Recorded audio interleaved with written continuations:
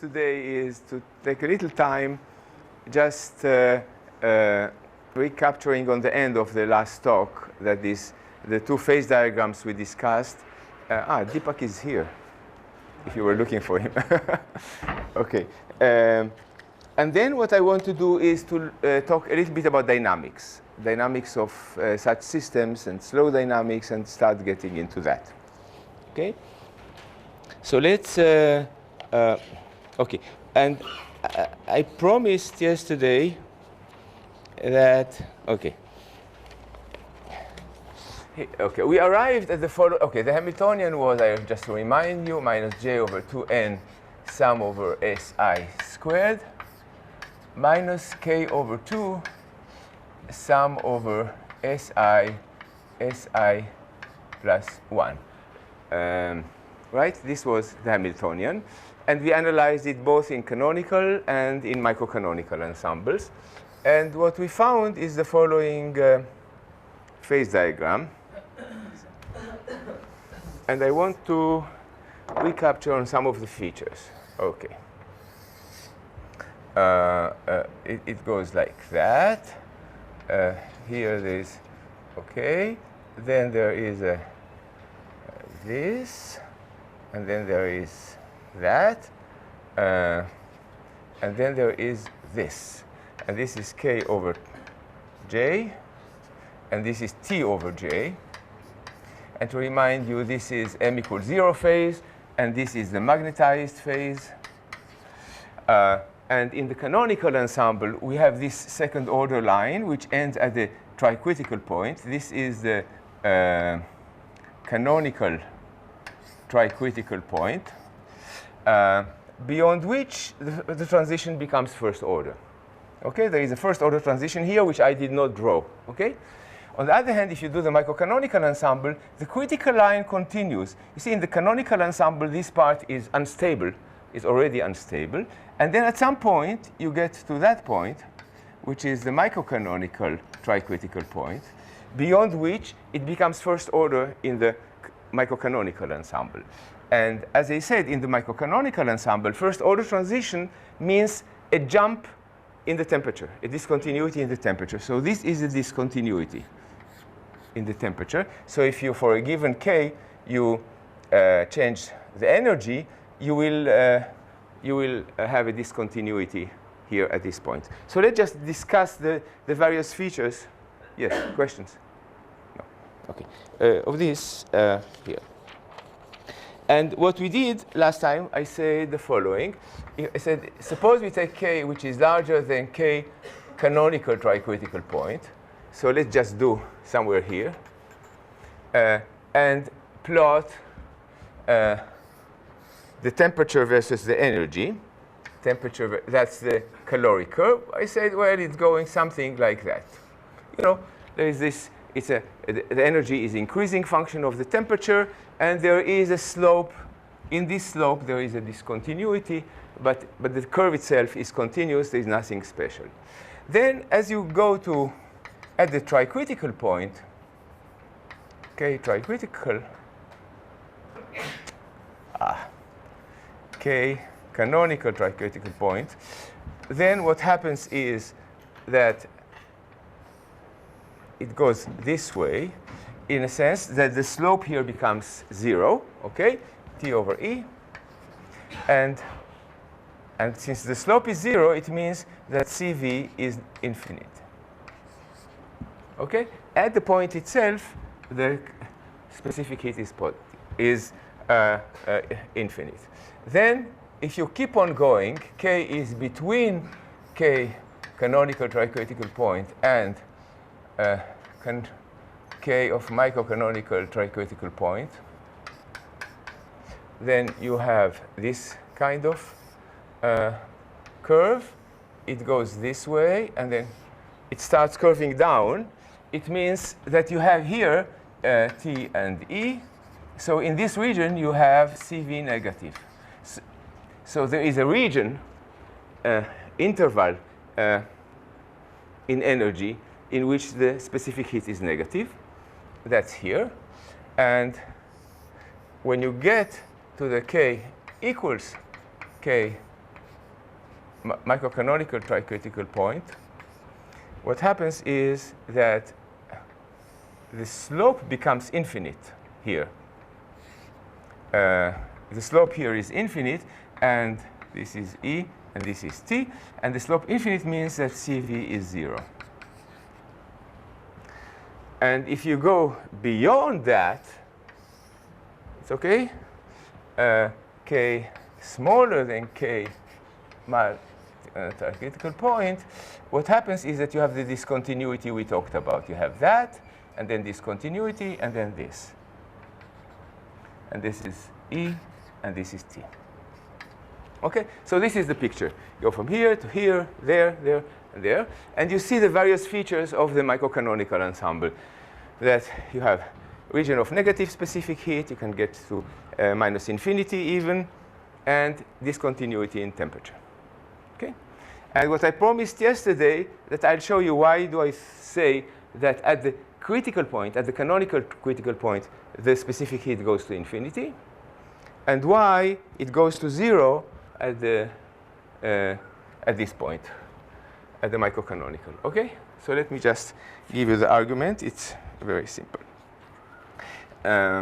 OK. But maybe before, OK, let's do that. OK. OK? OK, if you want to analyze the specific heat here, you have to look at the free energy. So the free energy, say, let's write down in the Landau, just expand it 1t squared plus u over 4 m to the 4 plus higher order terms, right?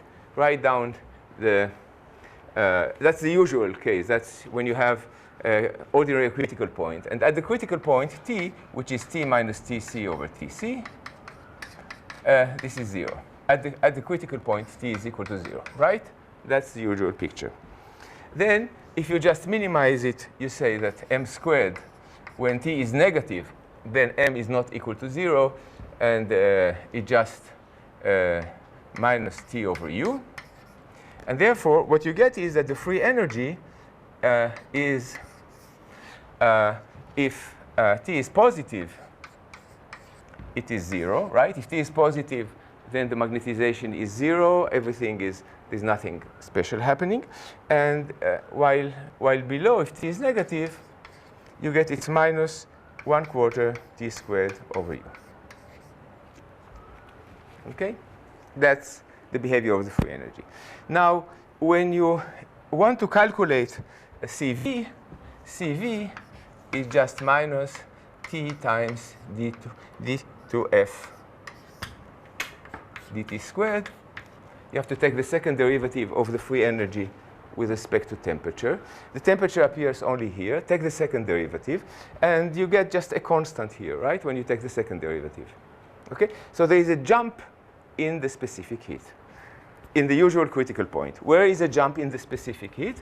It's here, because the specific heat is basically the derivative of this curve, and the slope has a discontinuity, and that's the usual critical point. OK? Now, what happens at a tricritical point? At a tricritical point, this term also vanishes, right? Both at the tricritical point, both T and U go to 0. And therefore, you have to supply it with a higher order term. And therefore, at the tricritical point,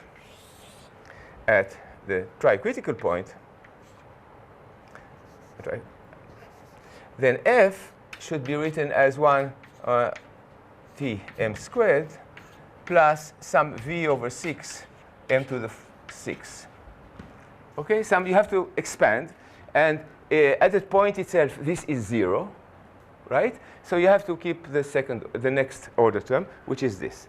Now, when you just minimize, you see that if T is negative, then m to the 4th is equal to minus T over V.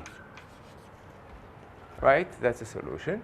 And therefore, in this case, and I write it down here, F is equal to either 0 if T is positive, and if you insert this there, it's going to be like minus 1/3 T to the power absolute value 3/2 over v to the half, if t negative, right?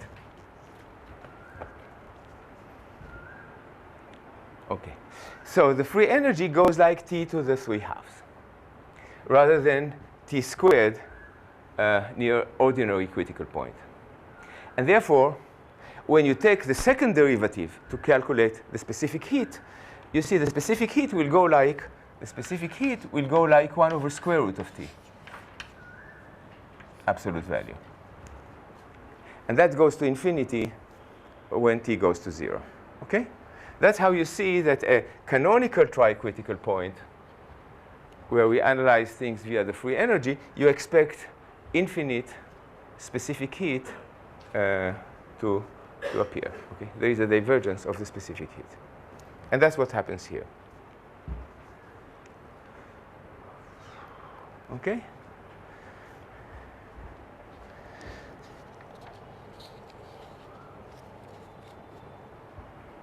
Questions? Is that very clear? Okay, good.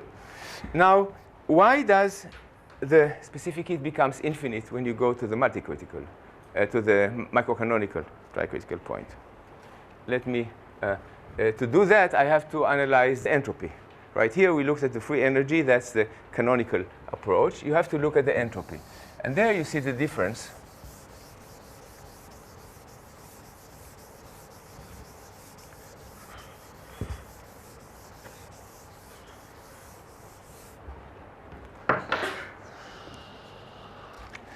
Okay, so you take the entropy S, and you expand it. S of epsilon, at 0, that is, the magnetization is 0, plus A over 2 m squared, plus B over 4 m to the 4, plus whatever higher order terms, right? And A is just the critical energy minus the energy, right? We're talking about energy, right? And at the critical energy, A goes to 0, and you have the phase transition. Now, if A is negative, then m squared is just equal to minus A over B, right? And therefore, if you look at the entropy is S0 of epsilon. That's the term that is there even in the paramagnetic phase, minus 1/4 A squared over B. Okay, that's the entropy. Now, how do we get the specific heat? Okay, 1 over T is just ds dE, right? And then we take the second derivative, so minus 1 over T squared T ds, dt dE is just d2s dE squared. So specific heat, CV, is just dE dt, which is minus 1 over T squared, 1 over second derivative of S dE squared. That's the specific heat. So we have to take the second derivative. Okay, so what is CV? CV is just minus 1 over T squared. The second derivative, okay, what is the second derivative? Is d2s0 dE squared times minus, I have to take the derivative of that. A is just E minus AC. When I take the second derivative, this A goes away. And therefore, minus 1/2, 1 over 2B. And from that, we can see everything.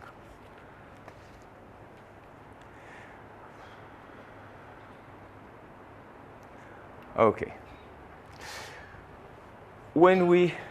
Okay, that's basically what we need to explain what's happening here. When B is large, this is a small number. We have that. This is negative. The S0 is the the entropy of the paramagnetic phase. It's all stable. There is nothing. This is negative. So this is positive specific heat. At some point, as B goes to 0, getting smaller, because I want to approach the tricritical point. At the tricritical point, B goes to 0. You're going through a point where this is 0. When this is 0, the specific heat is infinite. That's the point where you get the canonical tricritical point, because the specific heat is infinite. If you go beyond that point, that is, if B is even smaller, this becomes negative. And the specific heat becomes negative. Eventually, yeah.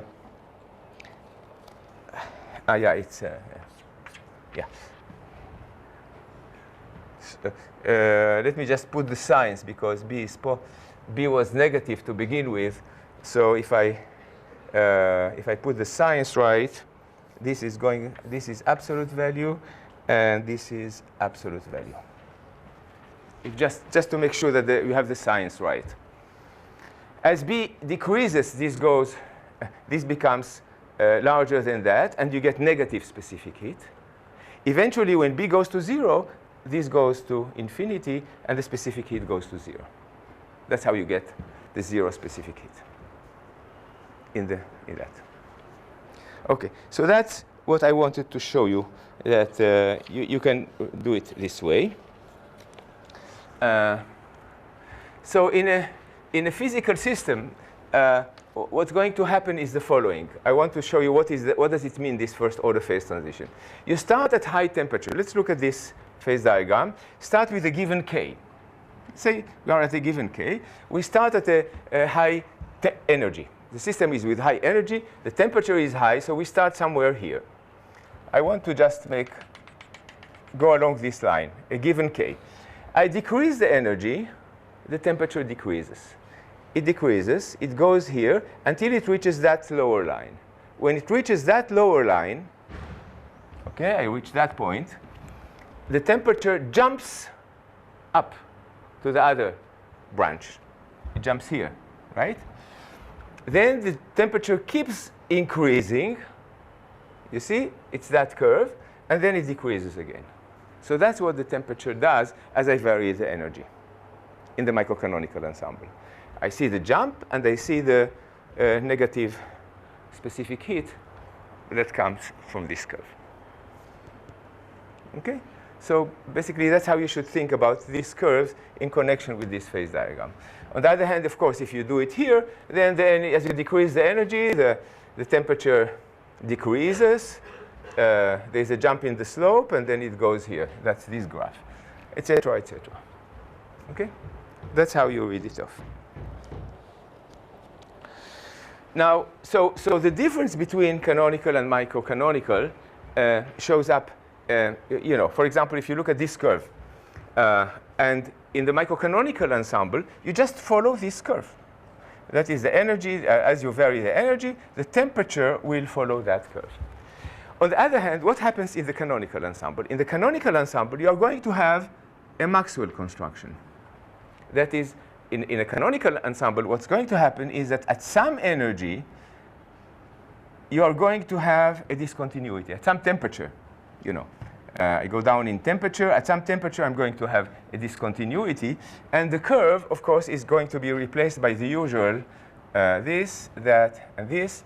And the temperature keep increasing with energy, and everything is OK. OK? But the Maxwell construction that you have to do is not that this area, the usual Maxwell construction is that the areas are equal. OK? But it's not like that here. Here you have what you have to plot is basically 1 over T versus the energy. And 1 over T versus the energy, it looks like that. It looks like that. I just, instead of plotting T versus the energy, plot 1 over T versus the energy.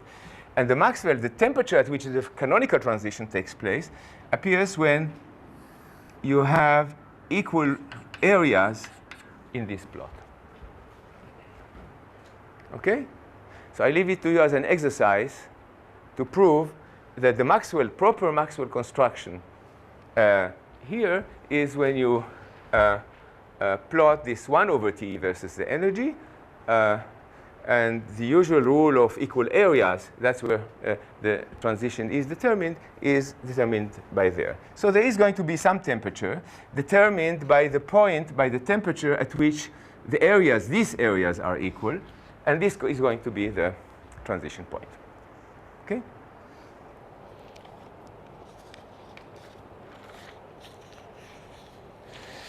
Okay, so these are the remarks I wanted to make. What I wanted to say, just as a kind of summary, is that these features are rather robust. We did the analysis for a particular model. And it's a very simple model, which has very long-range interactions. That is, all spins interact with all other spins. And OK. But you can show that even if you take algebraically decaying potentials, then you can find these features in these models, provided the power law is sufficiently weak. Okay? And the reason is, the basic reason is that all these features come because one violates additivity. Additivity is not there, and therefore, these are direct results of non-additivity, basically. And therefore, such features are rather robust, and they appear in many other models. Okay? I will say a few words about it in gravitation, for gravitational systems, talk a little bit about virial theorem a bit later on. Then the other remark is that I want to make is that this is also true if you want to compare canonical ensemble with microcanonical ensemble. Okay? When you go from a lower ensemble to a higher ensemble, that is, you keep some particular density fixed, or you keep the associated field fixed, then you always get this kind of features. So there, when you talk about canonical and the grand canonical, you have the compressibility, you have the isothermal compressibility, and usually in systems with short-range interactions, isothermal compressibility is positive. Here you can have negative compressibility. That is, you press the system and the system expands. Okay? So negative compressibility. It's like negative specific heat. And the last thing, I can give you a simple exercise, which is a simpler model than that even. And you can work out all these features, okay, if you like. And here is the model. I just write the model and leave it to you. Okay, so this is the spin 1 Ising model, called the Bloom-Capell model.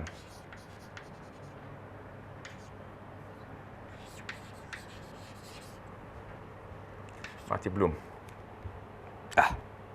Okay. So the model. The model is spin 1. So SI is plus or minus 1 or 0. Okay.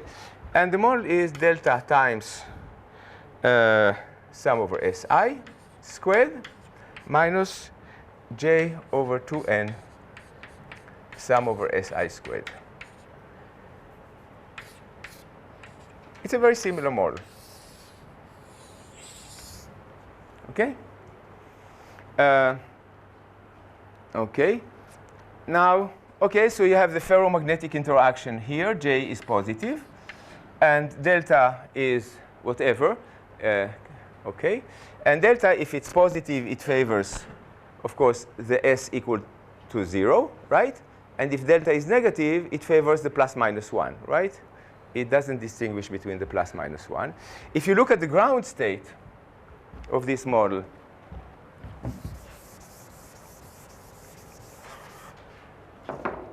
it turns out that if I plot here delta, then over J, and this is T over J, and this is 1/2, so here the ground state here, if delta is sufficiently large, the ground state is all zeros. And if delta is small, it's ferromagnetic. It's either all plus or all minus.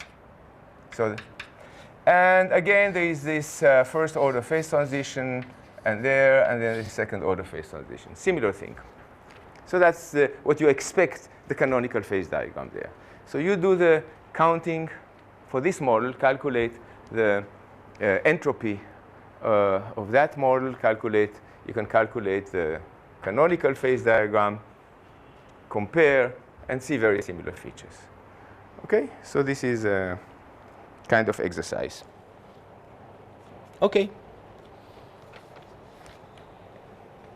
Good. So basically with that, I want to leave this and go to talk about a little bit about dynamics of such models. Okay?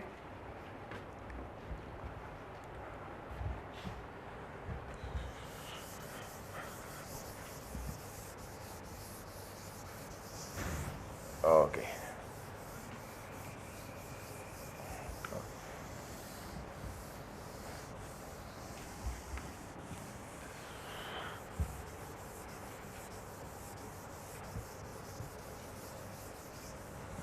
Okay. Let's let's stay within the model that we discussed so far, namely H is minus J over 2n sum over Si squared minus K over 2 sum over Si plus 1. Just take, but it doesn't really matter. I can take any discrete model. But this is a discrete model with variables Si equals plus minus 1. Now suppose I want, okay, you know, Ising model doesn't have dynamics on its own, but you can introduce some stochastic dynamics like Glauber dynamics or, you know, Monte Carlo or Kawasaki dynamics if you want to conserve magnetization. So what you do is just you flip spins or you exchange spins, and you do it with certain rates that eventually the system will converge into the steady state of equilibrium, right? That's what you do. But that's what you do in canonical ensemble, right? Because you choose the weight so that in the end you get a distribution e to the minus beta h, right? Now, suppose you want to do a microcanonical dynamics. Okay, what does it mean? You want to, because we want to compare, you know, canonical, microcanonical dynamics. What's going on? I want to flip spins, but I want to flip spins in such a way that I stay on the same energy manifold. Okay, this would be the dynamics that you would want to do. Now, if you think about it, this is not really possible because, okay, you can, if you want, you know, you flip a spin, and you can gain some energy here. Hopefully, you lose it there, and you compensate. Okay, but if you take an arbitrary move, you will not stay with the same energy, right? If you just flip a spin, the energy is going to change. So this is a very restrictive thing. Also, if I can, you know, if you pick up K and J such that their ratio is some crazy number, you will never be able to compensate this by that, you know, changing spin by 1. So that's not a good idea. So the problem was, so what I want to discuss briefly is that of microcanonical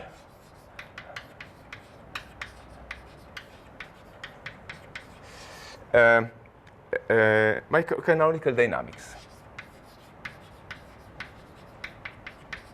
And this was introduced by Michael Kreutz in 1983. Okay, the idea is the following. You know that when you talk about a microcanonical ensemble, you can define the entropy as the, you know, by the volume of the surface of constant energy. But you can also look at the volume, look at all states with energy up to E, and count the number of states of energy up to E, and take the log of that, and this should give you the entropy, right? That's the reason is that this is, of course, for systems where the entropy versus energy increases. And anyway, most of the states lie on the surface because the energy is maximal there. It's an increasing function. So if you probe states with all this energy, you most likely will hit on these states because the entropy is larger there. You will hit these states. And therefore, you can define your entropy by accumulating, taking all calculating the number of states with energy up to E, and then take the log, and that's the entropy. Okay. Okay. How do we implement it? Yes.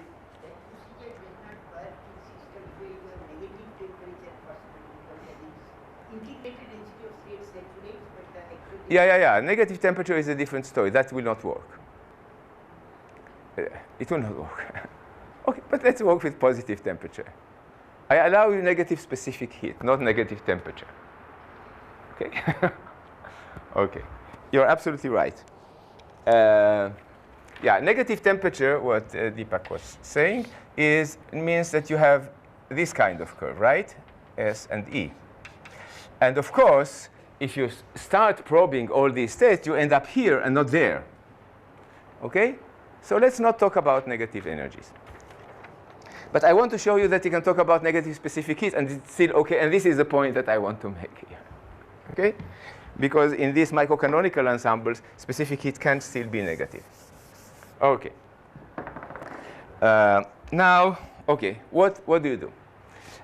So I want to implement this idea to introduce microcanonical dynamics. And the idea is the following. The idea is to probe all states with energy up to E.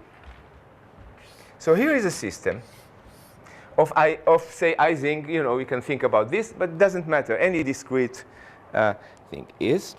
So, and this energy, this system has an energy, E system. Okay, that's the energy of the system. Okay. Now I'm going to add an auxiliary variable. Okay, there is another variable. Put it outside here.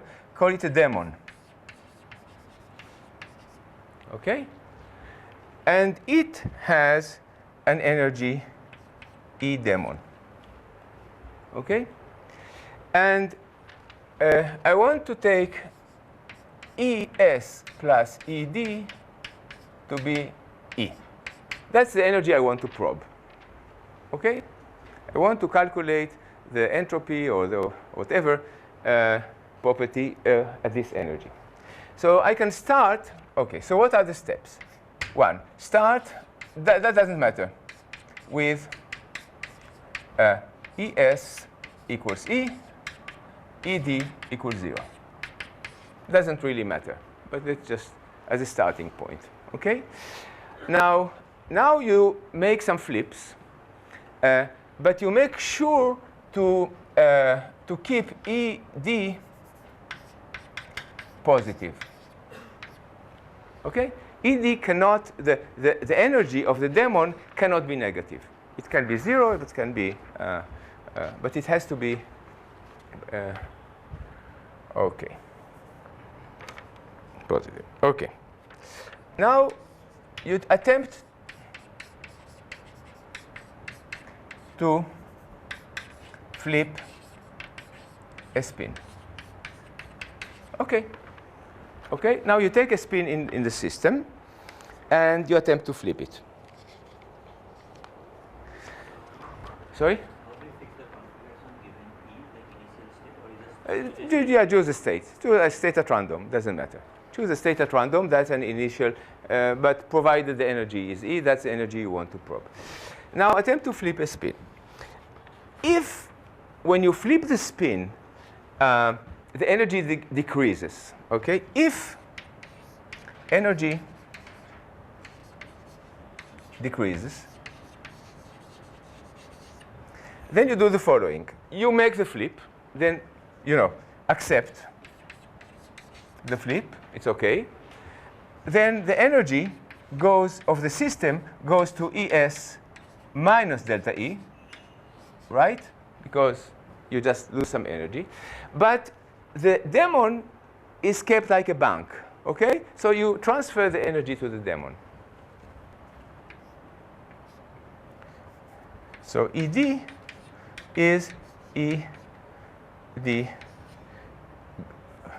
goes to ED plus delta E. Okay? Now, on the other hand, if energy increases when you attempt to make a flip, if energy increases,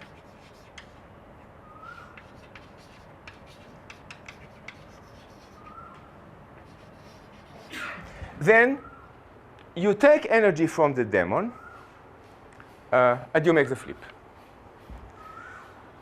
The point is that if the demon doesn't have enough energy, remember, a demon is bounded. It cannot have negative energy. You don't accept the move. That's the scheme. Okay? If energy increases, then ES goes to ES plus delta E, and ED goes to ED minus delta E, if it is possible, as long as the energy of the demon is kept constant. Okay, and okay, which means basically it's like a bank. Okay, you keep your money there. Sorry, if ED, then you can do that. That's okay. Then you accept. But if not, you don't accept. And don't do the move, take another spin. So basically, this means that you, at random, probe all energies which are lower than E, right? You cannot reach, by flipping spins, you cannot reach energies which are higher than E, while all other energies are equally probable. So you can do whatever you want. Okay? So this is the scheme. So you keep on doing that. You keep flipping the spins, and eventually this reaches a steady state. Okay, that's the equilibrium state, which basically is that all the spins all configurations are equally probable. But then, so what do you measure? What do you do? What you measure, you look at the energy of the ED, of the demon. Yeah, it's okay? And you ask, what is the probability? Okay, the demon is going to have some energies, right? It has some distribution, okay? And the point is that, okay, this distribution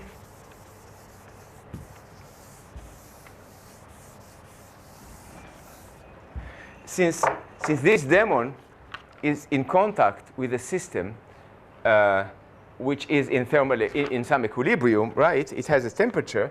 Then the probability distribution of ED is just e to the minus beta ED.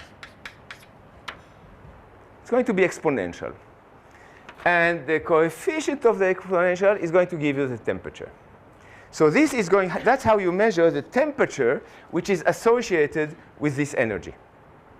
So by measuring the probability distribution of the energies of the demon, you get the temperature. So you get the temperature versus the energy, and that's what you want, basically. Okay? That gives you the, so this is the scheme. Now, Okay, and here is to the question of Deepak. How does it about negative temperatures or negative specific heat? Actually, you know, the way you get this is by expanding the entropy of the system in terms of energy with little energy ED compared to the energy, and you do the expansion. And you can, this is the leading order term, but there is next to leading order term. So in fact, P of ED goes like e to the minus beta ED. And then the next term is minus ED squared divided by 2T squared CV. Right? That's the second order term in the expansion. Okay, that's the usual, you get it just by expanding the entropy of this system as a function of the energy in small ED, that's the, okay. Now this term usually is neglected, you don't need it, because if you look at this term, it's 1 over CV, right? And CV is extensive, it goes like n, the size of the system, so it's a 1 over n term. Moreover, usually CV is positive, okay? And therefore there is a minus sign here, and this, it's okay. That's no, it doesn't do any harm, but it's very small anyway, so that's why this is enough to leading order in. Does that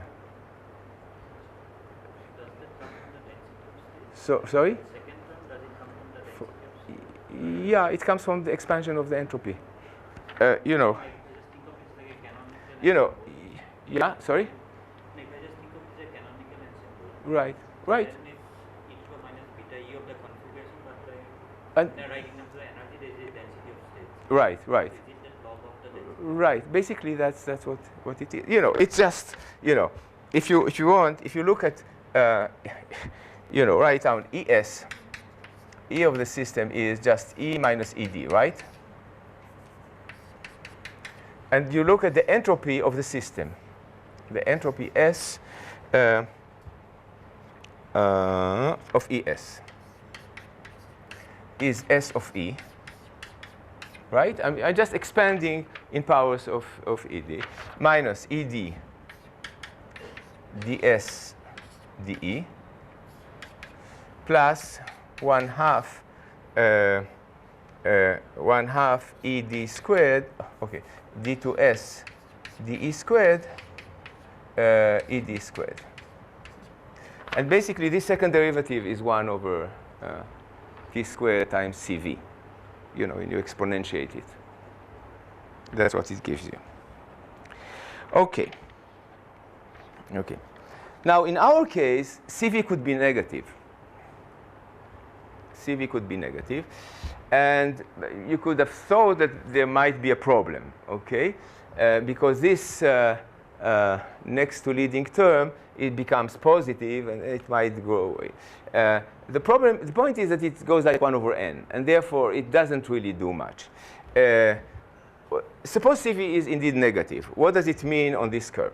On this curve, it means that it goes this way, and then it goes this way, something like that. So the curvature here is positive.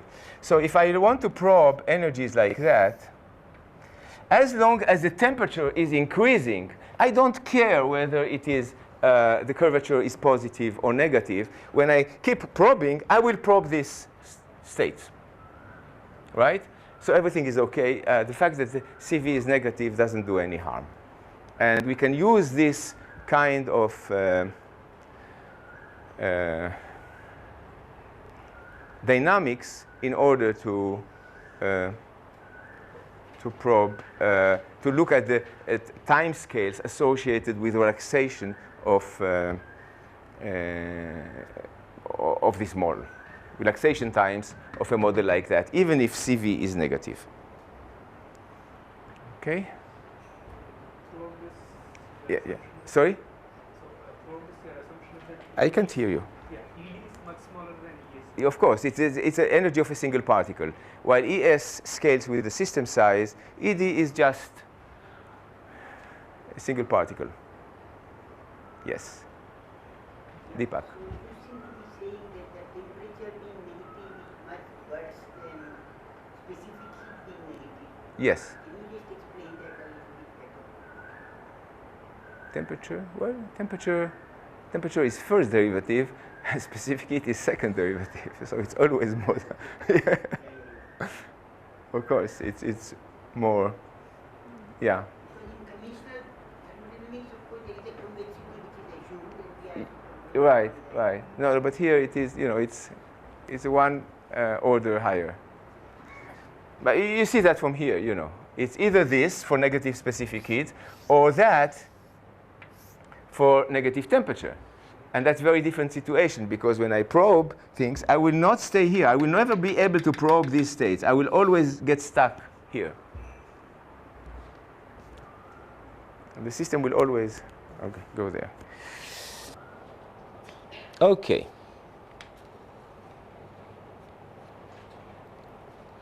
Okay. Now, so we did study these dynamics of this model to look for relaxation time. Okay. So this is really very general. This is general. The method was introduced for completely different reason. The method was introduced in order to save time. This was in the 80s, to save computer time, because you need to choose. The frequency at which you choose random numbers is smaller. You don't have to choose. You pick up a site at random. Okay, that's one random number. Random number is very costly in computation, so you choose one random number. But then everything is deterministic. You look at energies. It increases, doesn't increase, and then so you don't have to choose another random number. Unlike Monte Carlo steps, where you have to. So this was the idea at the time, but it didn't. It does. Okay.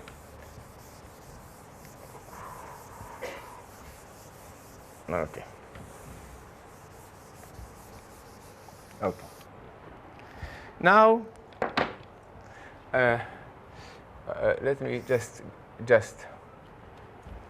Okay. So what is the implication? Okay. So here we have a method. We have a dynamics. We have dynamics of this discrete model, and we can apply it. So remember, this is the phase diagram. I just remind you, in the microcanonical ensemble, it goes this way, and then this way, and then this one, and this is m not equal to 0, and this is m equal to 0, and this is t over j, and this is k over j, right? Now, I want to look at relaxation time. What does it mean? Suppose I take my system and I cool it here. I just take a system with 0 magnetization, and I put it here. I change the energy. Changing temperature, changing energy. I change the energy. So it should relax. I just wait, and it should relax to the magnetic state, right? I take the system, extract some energy, and look at the time at which it relaxes. Okay. Okay. So how long do you think it's going to take the system to relax to the equilibrium, to the new equilibrium state, right? Start at m equal to 0. And I want it to relax to some m not equal to 0. Okay. Let's go back for a minute to look at systems with short-range interactions. Okay? How would a system with short-range interaction relax? Suppose you have simple Ising model. Here is an Ising model. And I prepared it in a random configuration. And now I want to ask, how long would it take it? I do some Glauber dynamics or some dynamics, how long would it take it to relax to the magnetized state if the temperature is indeed low? Typically, in systems with short-range interaction, it gets some time, which does not have anything to do with the system size. Okay, there is some intrinsic time scale. And at this time scale, it's going to relax to the new state. The reason is the following. How does it going to relax? Suppose you have here zero magnetization, and this has a free energy of F0. I call it F0. This is a free energy per particle in a zero magnetic state. Now, suppose I make a droplet of upspins or magnetized states. Okay, the system is fluctuating, and it could happen. Remember, I'm talking about short-range interactions. It could happen that some droplet is formed, right? And this droplet has a magnetization, and it has a free energy of the plus of the magnetic state, right? Free energy per particle. But the free energy per particle, I'm in a state that F plus is less than F0, right? Okay? So far, so good. So now look at the, what's the cost? What's the free energy cost of this droplet, delta F? This is, let's do it in 2 dimensions. So it's r squared. R is the radius of this, r, times F plus minus F0, right? That's the free energy compared to the state I was in before. But I also pay something, right? What do I pay? I pay surface energy, usually surface energy cost. So there is a plus, a surface tension times R. And this is positive, okay? Now this goes like R squared, this goes like R. So when R is small, if you look at this delta F, it's going to, delta F versus R, it's going to look something like that, right? It's linear and positive here, and this is negative because F plus is less than F0, and it's going like that. So if I make a small droplet would cost me energy, right? Would cost me energy, and therefore it tends to shrink. On the other hand, if it so happens that I create a droplet here, then it tends to expand because it will gain bulk free energy. So the mechanism of relaxation to the steady, to the equilibrium state in systems with short-range interaction is by forming droplets. You form a critical droplet, and once this, and since this is fluctuating system, this droplet is going to be generated anyway at random, and it's going to be generated with probability, which has nothing to do with the size of the system. It has to do with the size of the droplet, right? Okay, and once you do that, then it will start expanding, and the system will flip. That's the usual picture of how a system, an unstable system, would relax into its stable state. Okay? That's the picture. Now let's go back to these systems with long-range interactions, particularly use these dynamics. Yes? There can be some other droplets with Sorry? There can be some other droplets with Of course, of course. Of course, of course. Of course. It's more, can be? No, the coarsening dynamics can be long, right? Yeah. But I'm just saying, right. If there is a coarsening process. But anyway, these are going to be generated with a constant density anyway. And then eventually they will hold hands, and there is coarsening. But the instability takes place once you generate these droplets. Now you can do this. Okay. Now, the problem is that this kind of argument, very simple argument, which are valid for systems with short-range interactions, are not valid for systems with long-range interactions, right?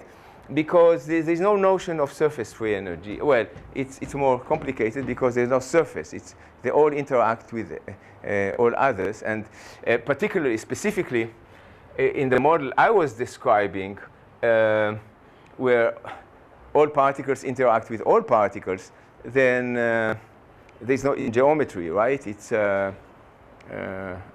it goes to the extreme. But even if the interaction decays with a power law, you cannot have this kind of argument. I mean, a particle, a droplet here, sees the entire system, basically. Now, what we did was to look at this model, the model I described here, and cool a system zero magnetization here, and watch the time, how long does it take it to evolve to, and we used to evolve to the magnetic state, and we use these dynamics that I described here, okay? And what you find is that if you plot the time versus log of the system size, it goes linearly. So the relaxation time goes like log n. So the point is, and that's very characteristic things of systems with long-range interactions, that they have very slow dynamics, because particles from all regions interact with each other. You know, the rate of change is going to be very slow, and in this particular case, it is just logarithmic. In other cases, which I'll mention maybe tomorrow, it goes like a power law even. And that's where you get the notion of quasi-stationary states. That is, these are states. These are unstable states. I put the system here in a zero magnetization. And it can stay there forever if the system is in the thermodynamic limit. And it's going to relax only on a time scale which grows with the system size. Okay? Okay.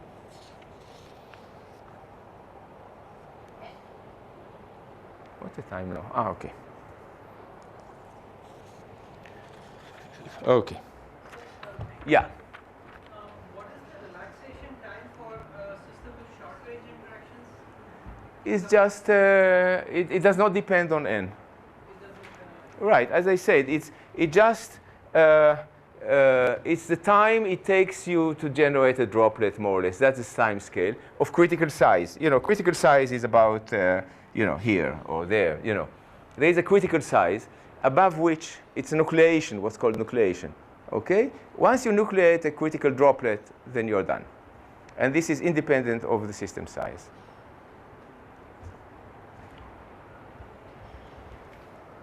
Okay. I want now to give you, okay, why log? Where does this log come from?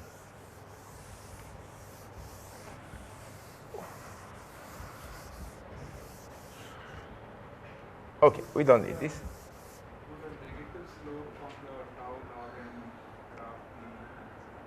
Sorry? Negative slope. No, no. It's the other way around. It becomes slower. Because, all particles start, they interact with each other in some way. And therefore, changing this particle here has to do with whatever is happening there. And that slows everything.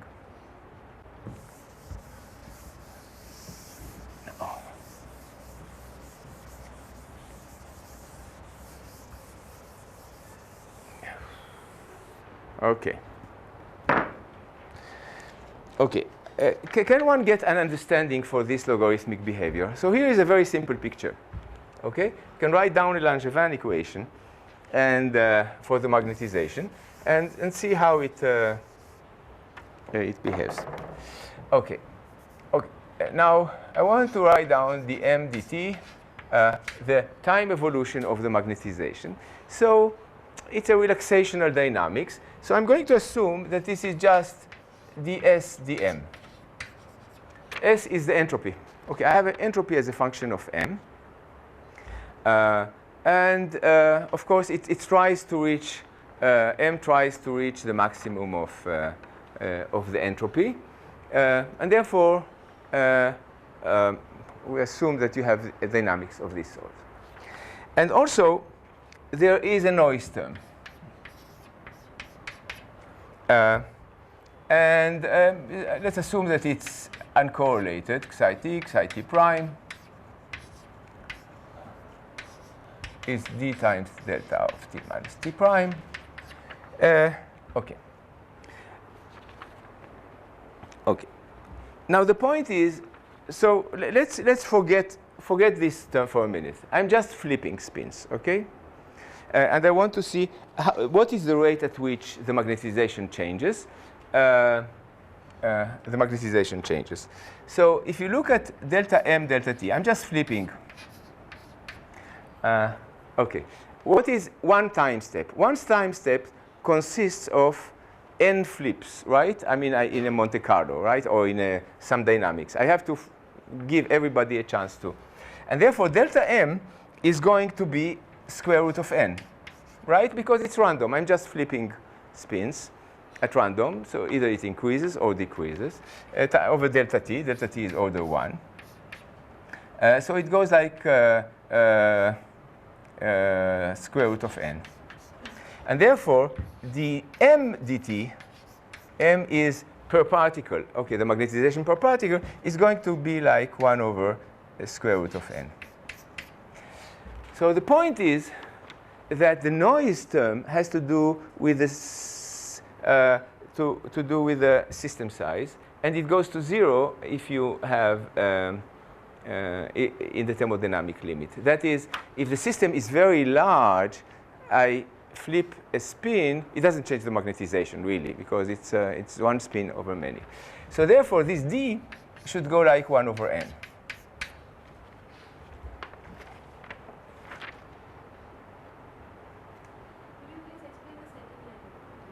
This one? Oh, because m is m over n. This is the magnetization per particle. Okay? So you have that. Okay?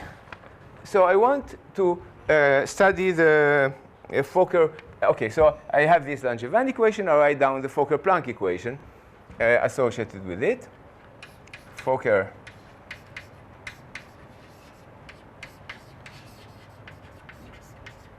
so you have the probability distribution of m. You have a p of m of t. That's, suppose you start at p of m t equals 0 is just delta of m. I start with 0 magnetization. And I want to see how this evolves, how the probability distribution, okay, it will evolve, and eventually it will reach some, the probability is going to be such that the magnetization is something else. It's not 0.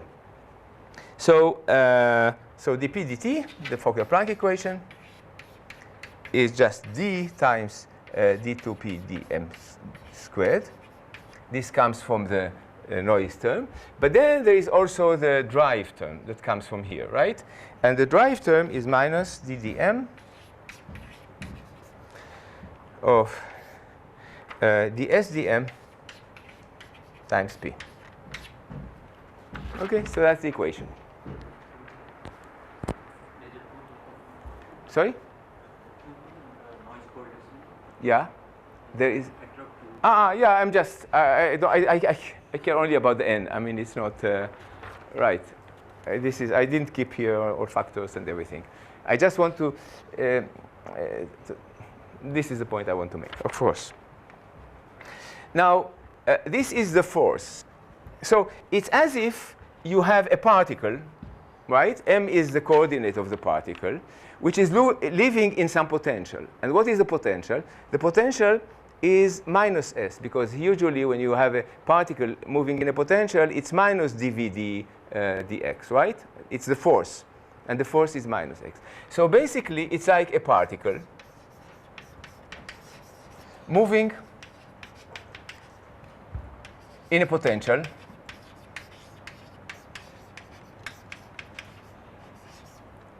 v of m, which is minus s of m, okay, under noise.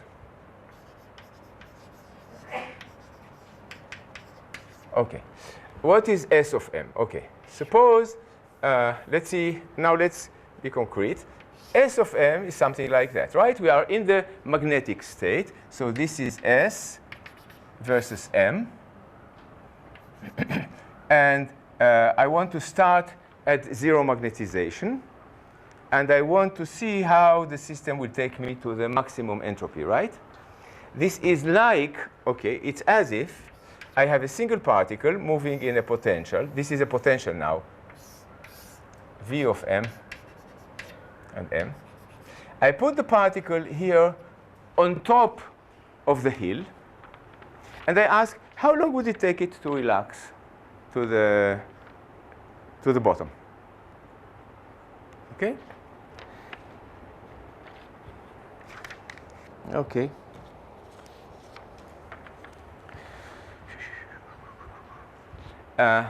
Okay, so I have to take, a potential V of m, which is a m squared minus, okay, a is negative, minus a m squared plus b m to the fourth.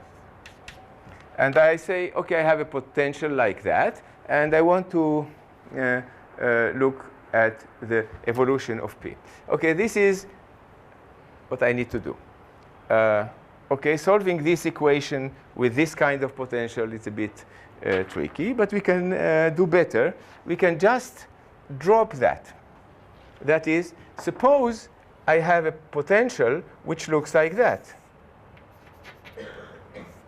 I have a particle on top of a hill, and I ask, how long does it take it to get down?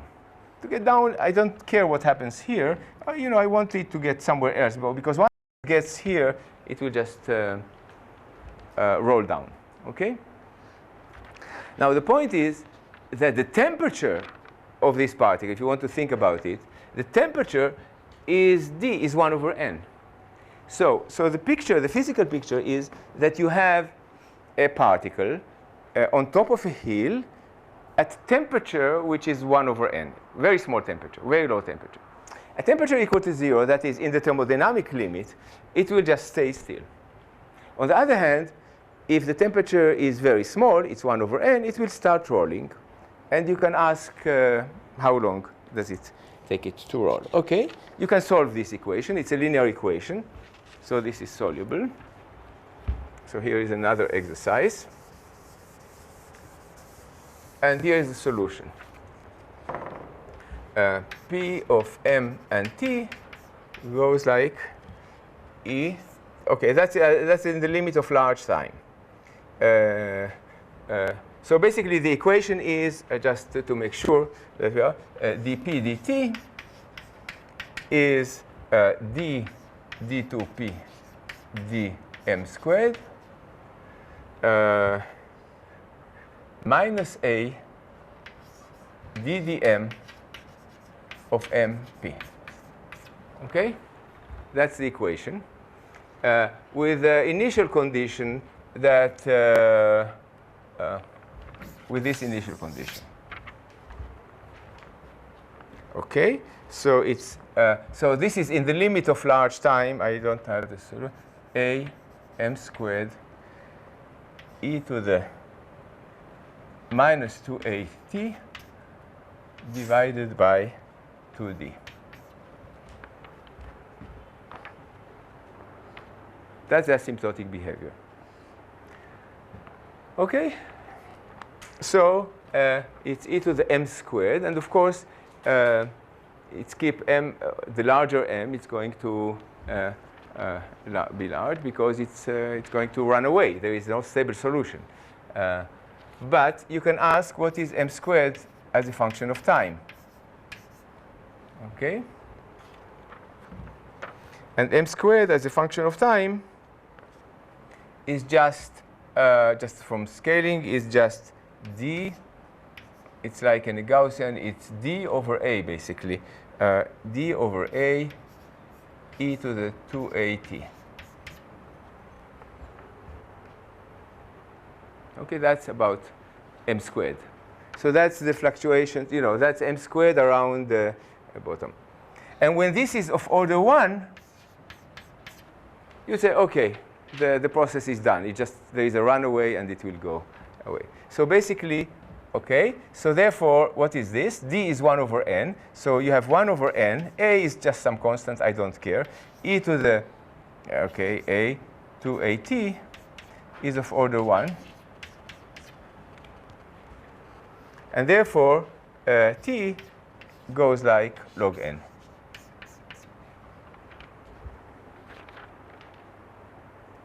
So that's the relaxation. That's how you can get a logarithmic relaxation time in this model.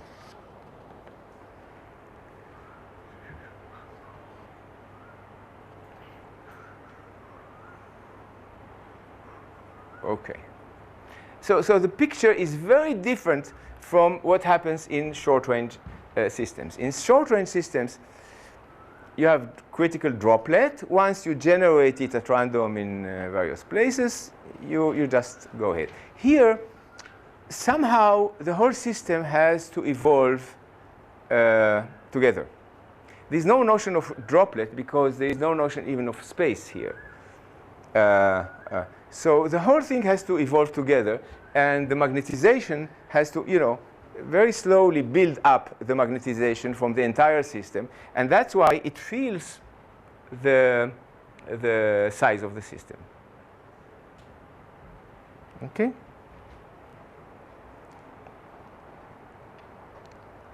Okay, so that's the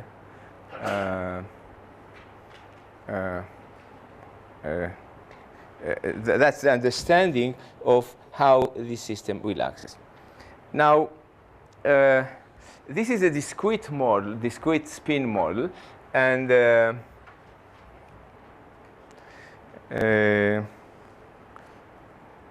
are, in other cases, which I'll mention briefly maybe tomorrow just to give a complete picture, the divergence of the relaxation time with the system size is even more pronounced. It goes like a power law of n. So, okay. And that gives rise to, as I said, to the notion of quasi-stationary states. So you have systems where you have distribution. The distribution function is not Boltzmann-like, right? It's not Boltzmann-like, but it is stationary. It is stationary on time scales which diverge with the system size. And therefore, and that's called quasi-stationary states. And okay. But I'll talk a little bit more about that tomorrow, about this class. Okay. Are there? Yes. Here, in this derivation where you have shown that relaxation time goes as log n. Right. That have you used the long range sequence? Oh, it's right from the beginning that I have only a single variable, which is the m. You see, because the system has to evolve, I cannot talk about droplets. I use the fact that the only variable that evolves is m. If I flip a spin here or a spin there or two spins together, it doesn't care. All it cares is the magnetization, and that's where the long range comes in, and that's where similar things should happen even if the interaction decays algebraically. As long as particles are somehow feed each other, then it's okay. Sorry? No, what I was trying to look at was some kind of long range behaviors, the information about the long range nature of the interaction. No, In none of these equations. No, yeah, it's because right from the beginning, when I say I describe the dynamics as that of a single variable, that's already it's the long range. That's where it enters.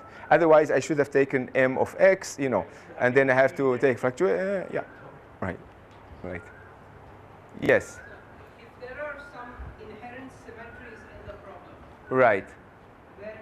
where the long range interaction is of course there, how would that affect the relaxation of the system? If there are inherent symmetries, and you mean you are thinking about ergodicity or breaking the phase space into some parts which are disconnected or? No, I'm talking about that, just the fact of how you make, let's say we have a lattice. Okay. And how you make the lattice. Let's say you make deviate from this particular model a bit. I mean, here you are looking at a rectangular or a square lattice. Right. But you go to a triangular lattice. Okay. Etc.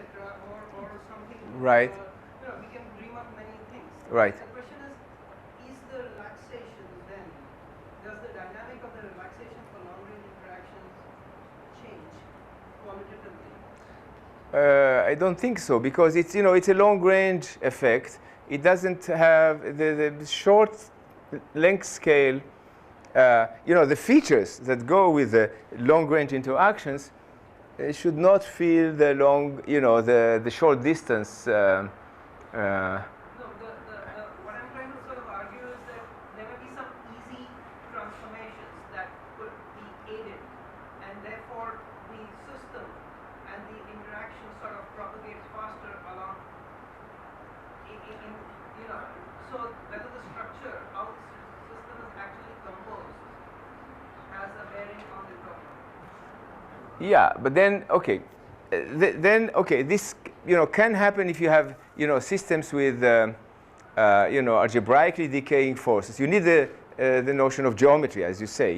It's algebraically, and then it could, in certain directions, it could go differently from other directions, like if you have dipolar forces, and of course, and then things can become more complicated. I don't not, yeah, and this could affect things, but you have to go into the details of the system.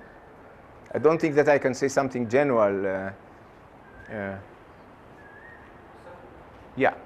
Just to rephrase that question, so what I'm imagining is like I take a 1D line and take A line? I just take a line and break it into unit distances and I keep flips there. Right. Okay. So what if these flips are arranged in an arithmetic progression? Would this kind of time scale would be still observed?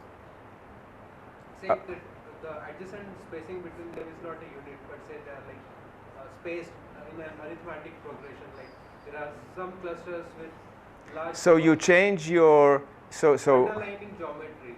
Yes. So you change the time scale at which you choose a no. What I'm telling is if certain flips do not have a say like there is a proximity issue, like they are very sparsely located. For example, like mixture of different systems. So does that affect the time scale? Yeah, I mean, if you flip many spins together, like you said, you take a segment and the idea is to flip a whole region or whatever. Of course, that will affect things. Here you make local moves. Okay, the idea is that you make local. The dynamics is local. That is okay.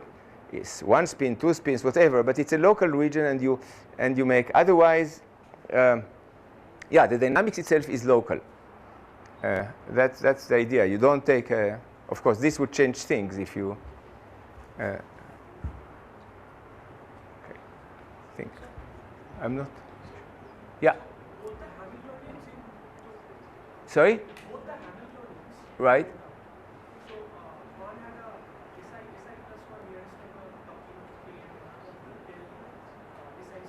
Right. Those terms, okay, wait. Yeah?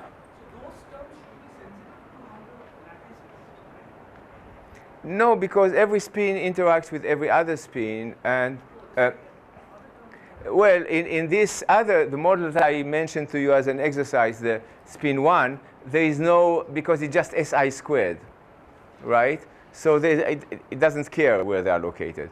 In the other model that I discussed here, I put them on a line. Yeah, if you have different geometry, then you have to solve it. The solution that I presented, I looked at a configuration on a line, and that's I was able to solve it. If you put them on a two-dimensional lattice, for example, and si plus 1 in 2 dimensions, then the counting problem becomes more complicated.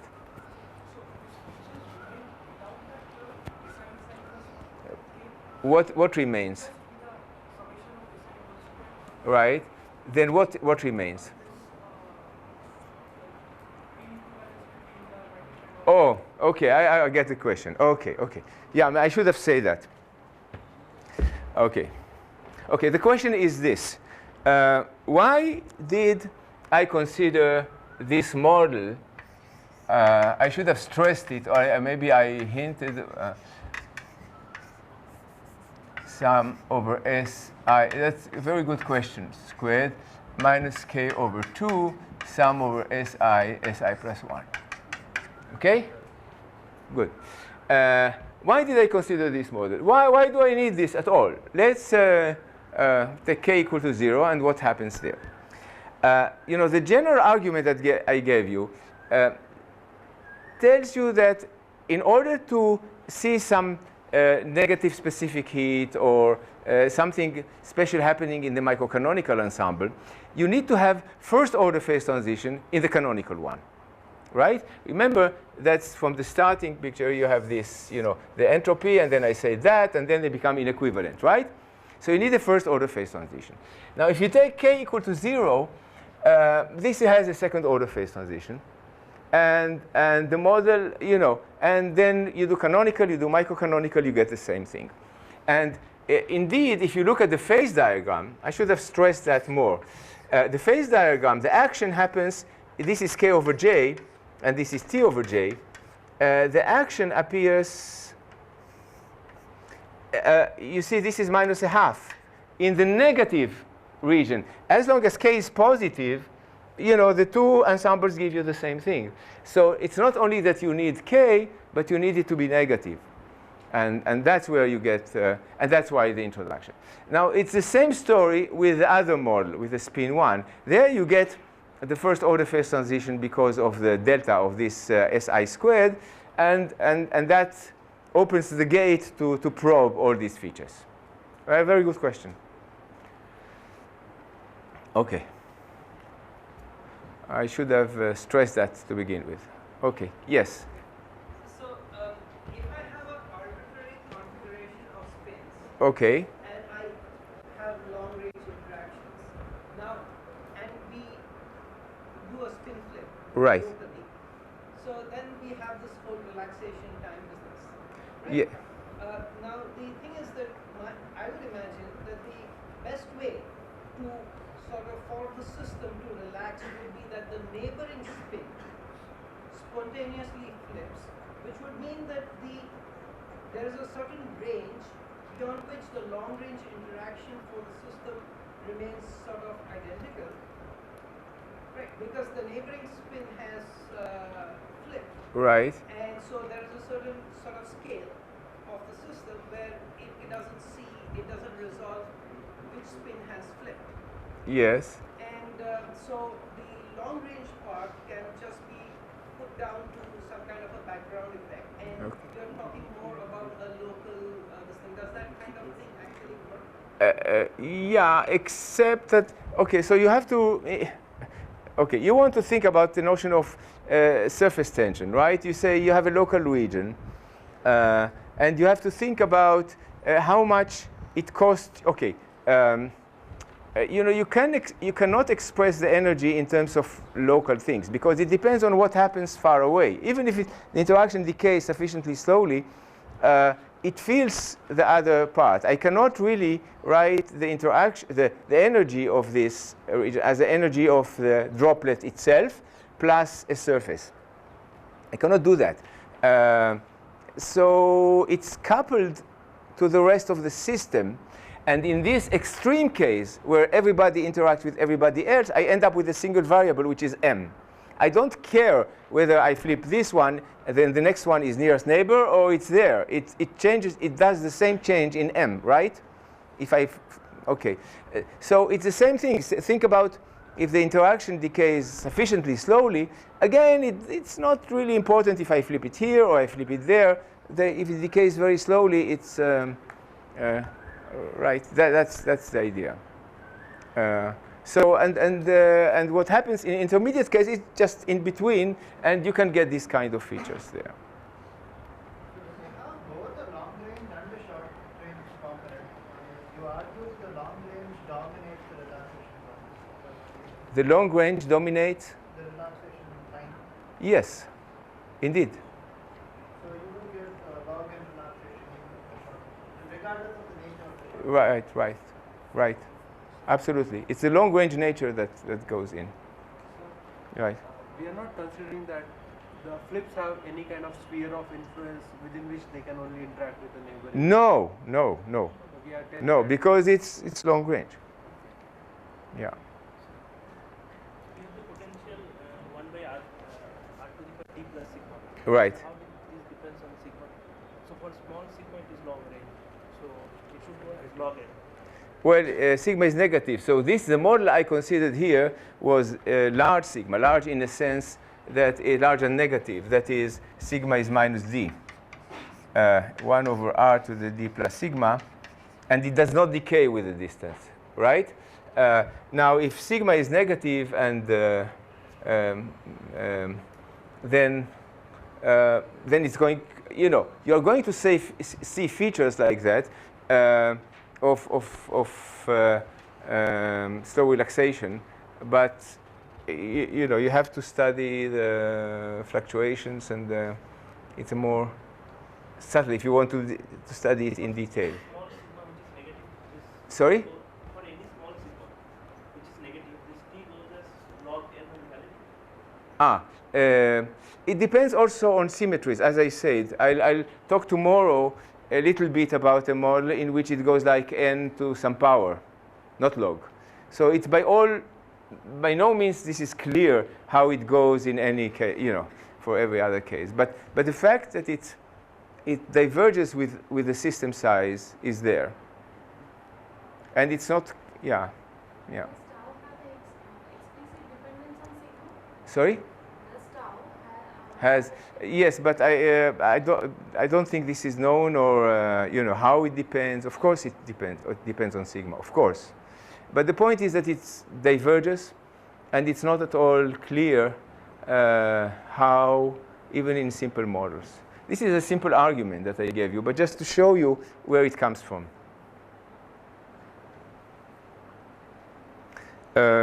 What I wanted to talk, maybe I'll do it, start tomorrow, about breaking of ergodicity, how this enters in these kind of models, and then talk about others, and then talk about models with continuous symmetry where the divergence is not log but n squared or n to some power. Maybe I just make a remark, which I forgot to say before, and with that I'll end. You see, we talked here about systems with long-range interactions. Suppose you take a finite system, okay? Finite systems can also show negative specific heat. Why? Because in a finite system, if